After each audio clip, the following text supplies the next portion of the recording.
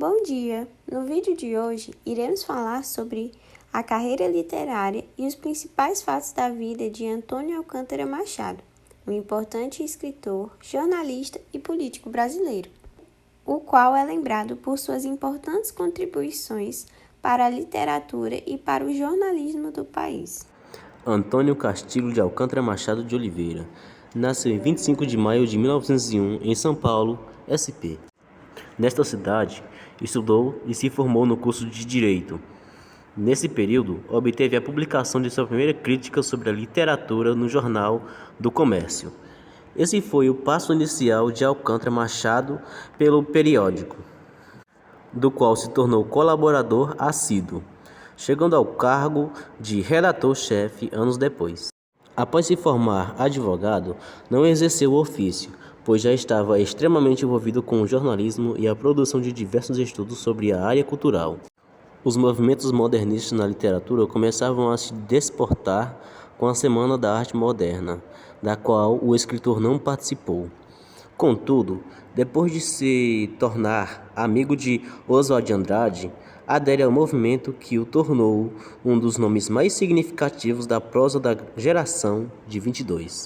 Nesse mesmo ano, já adepto da corrente modernista, Alcântara Machado participou da fundação das revistas de ideias modernistas, tais elas como Terra Roxa e Outras Terras, onde fundou junto com Paulo Prado, revista Antropologia, onde uniu-se ao Oswald de Andrade para fundá-la, como também a revista Hora, que foi dirigida por ele e pelo Mário de Andrade e Paulo Prado.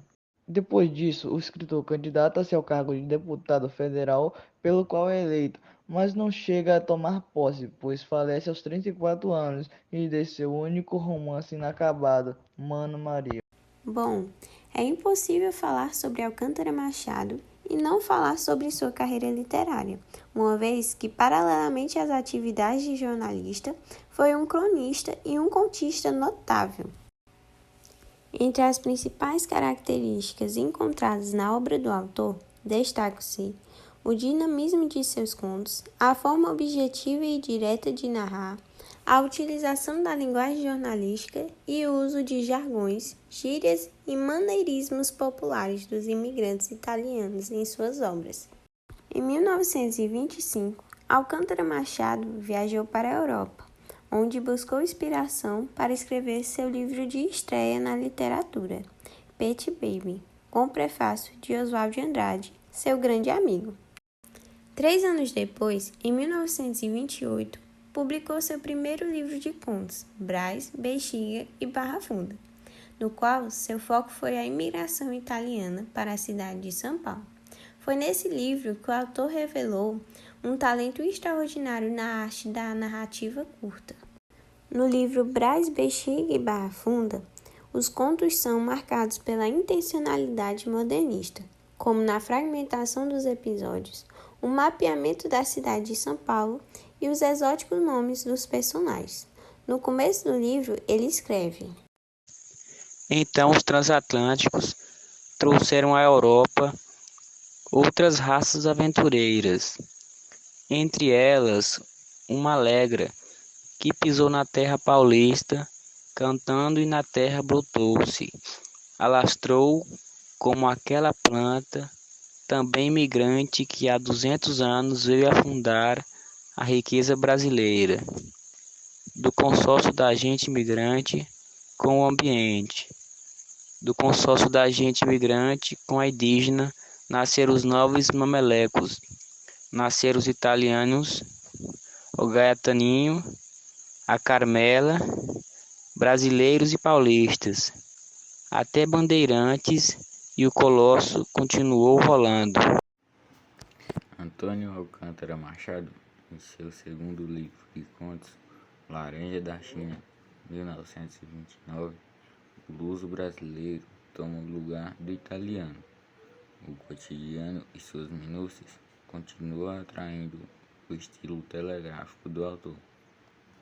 O livro Laranja da China foi publicado em pleno modernismo da primeira fase. Em Laranja da China, Antônio Alcântara Machado apresenta uma série de figuras humanas, com designativos alusivos a grandes personalidades da história, como o filósofo Platão e o revoltado Robespierre, que não passam de gente comum do cotidiano. Todos os contos de Antônio Alcântara Machado trazem no título uma espécie de paródia, como nas obras O Revoltado Robespierre, O Lírico Lamartine, O Aventureiro Ulisses e A Apaixonada Helena. Em 1931, com Mário de Andrade e Paulo Prado, dirigiu a Revista Nova. Interessado pela história, escreveu alguns estudos, entre eles um sobre seu avô, Basílio Machado, e sobre o padre Anchieta.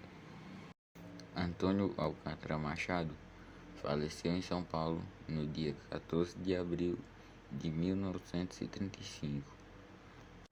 Infelizmente, Antônio Alcântara Machado não conheceu seu grande sucesso em vida e só foi valorizado por gerações posteriores, muitos anos depois de seu falecimento. Agora que você já sabe tudo isso sobre quem foi Alcântara Machado, gostaríamos de lhe mostrar um dos seus contos mais famosos, Gaetaninho. Aposto que você vai se surpreender com o final dessa história. Gaetaninho, de Alcântara Machado. Narração: Marcelo Fávaro. Xiii, Gaetaninho, como é bom! Gaetaninho ficou banzando bem no meio da rua. O Ford quase o derrubou e ele não viu o Ford. O carroceiro disse um palavrão e ele não ouviu o palavrão.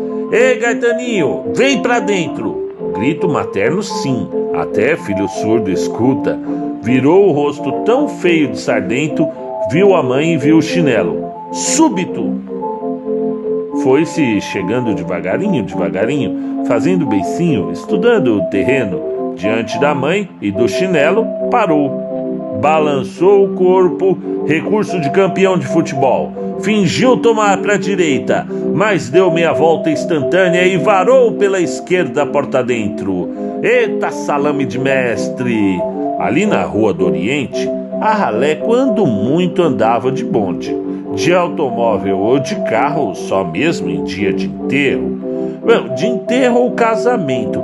Por isso mesmo, o sonho do Gaetaninho era de realização muito difícil. Um sonho. O Bepino, por exemplo. O Bepino naquela tarde atravessara de carro a cidade. Mas como? Atrás da tia Peroneta, que se mudava para o Araçá. Assim também não era vantagem. Mas se era o único meio, paciência. Gaetaninho enfiou a cabeça embaixo do travesseiro. Que beleza, rapaz! Na frente, 4 cavalos pretos empenachados levavam a tia Filomena para o cemitério. Depois, o padre. Depois o Savério, noivo dela de lenço nos olhos. Depois ele, na boleia do carro, ao lado do cocheiro, com a roupa marinheira e o gorro branco onde se lia Encouraçado São Paulo. Não, ficava mais bonito de roupa marinheira, mas com aquela paletinha nova que o irmão lhe trouxera da fábrica, e ligas pretas segurando as meias. Que beleza, rapaz! Dentro do carro, o pai, os 2 irmãos mais velhos, um de gravata vermelha, o outro de gravata verde, e o padrinho, seu Salomone. Muita gente nas calçadas, nas portas, nas janelas dos palacetes, vendo o enterro. Sobretudo admirando o Gaetaninho. Mas Gaetaninho ainda não estava satisfeito. Queria ir carregando o chicote.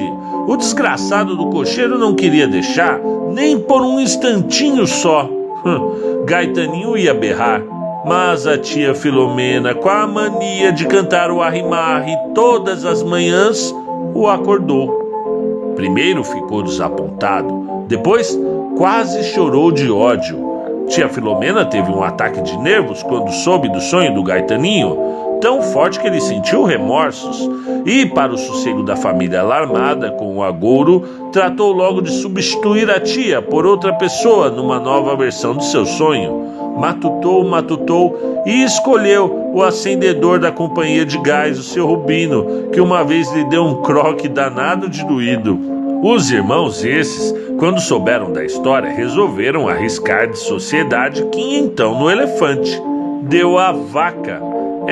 E eles ficaram loucos de raiva por não haverem logo adivinhado que não podia deixar de dar a vaca mesmo. O jogo na calçada parecia de vida ou morte, muito embora Gaetaninho não estava ligando. Você conhecia o pai do Afonso, Bepino? Meu pai deu uma vez na cara dele. Então você não vai amanhã no enterro? Eu vou. O Vicente protestou indignado.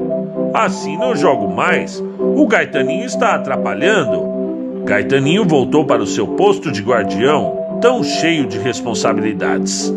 O Nino veio correndo com a bolinha de meia.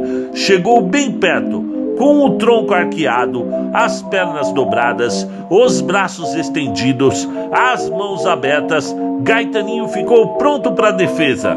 Passa pro Bepino. Bepino então deu 2 passos e meteu o pé na bola, com todo o muque. Ela cobriu o guardião sardento e foi parar no meio da rua. Vá dar tiro no inferno! Ah, cala a boca, palestrino! Traga a bola! Gaetaninho saiu correndo. Antes de alcançar a bola,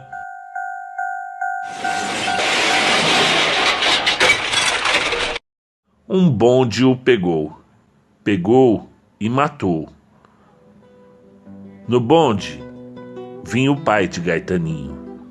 A gurizada, assustada, espalhou a notícia na noite. Sabe o Gaetaninho? Que tem? Amassou o bonde. A vizinhança limpou com benzina suas roupas domingueiras. Às 16 horas do dia seguinte, saiu um enterro na Rua do Oriente. E Gaetaninho não ia na boleia de nenhum dos carros do acompanhamento. Ia no da frente, dentro de um caixão fechado com flores pobres por cima. Vestia a roupa marinheira. Tinha as ligas, mas não levava a paletinha. Quem na boleia de um dos carros do cortejo mirim exibia soberbo terno vermelho que feria a vista da gente, era o Bepino. Ferro e bronze, o trem das 11 voltará. Em Jaçanã bem de manhã apitará.